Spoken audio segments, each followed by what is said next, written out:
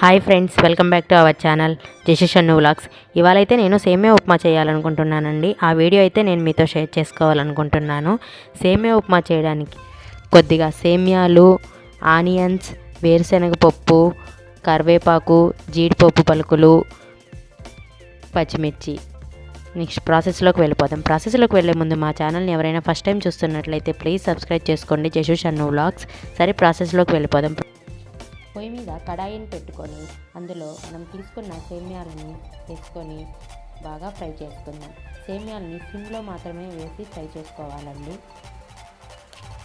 ఇలా golden brown colour వచ్చేంత వరకు ఫ్రై చేసుకుంటే సరిపోద్ది. అవి ప్లేట్లోకి తీసుకుందాం.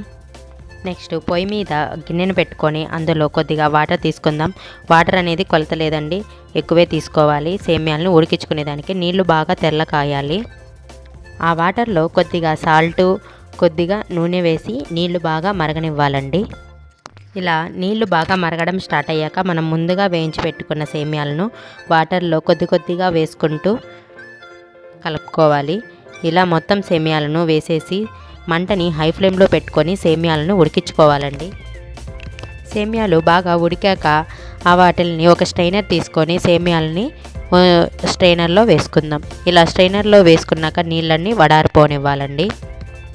ఆ లోపల స్టవ్ మీద ఒక కడాయిని పెట్టుకొని అందులో కొద్దిగా ఆయిల్, ఆవాలు, జీలకర్ర.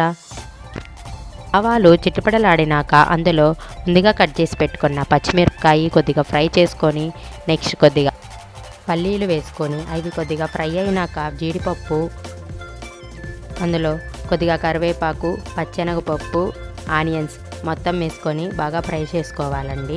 ఆనియన్స్ బాగా బ్రౌన్ కలర్ వచ్చేంత వరకు ఫ్రై చేసుకున్నాక మనం ముందుగా స్ట్రైనర్లో పెట్టుకున్న సేమ్యాలను మొత్తం వేసుకొని హై ఫ్లేమ్లో మంటను అడ్జస్ట్ చేసుకొని మొత్తం ఒకసారి బాగా ఫ్రై చేసుకోవాలి. ఎంతో టేస్టీ అయిన సేమియా ఉప్మా రెడీ అయిపోయిందండి. నెక్స్ట్ ఒక ప్లేట్ తీసుకొని సర్వ్ చేసుకుంటే ఎంతో టేస్టీగా ఉండే సేమియా ఉప్మా రెడీ అయిపోయింది. మీరు కూడా మీ ఇంట్లో ట్రై చేసి ఎలా ఉందో కామెంట్ సెక్షన్లో కామెంట్ చేసి చెప్పండి. బాయ్ అండి.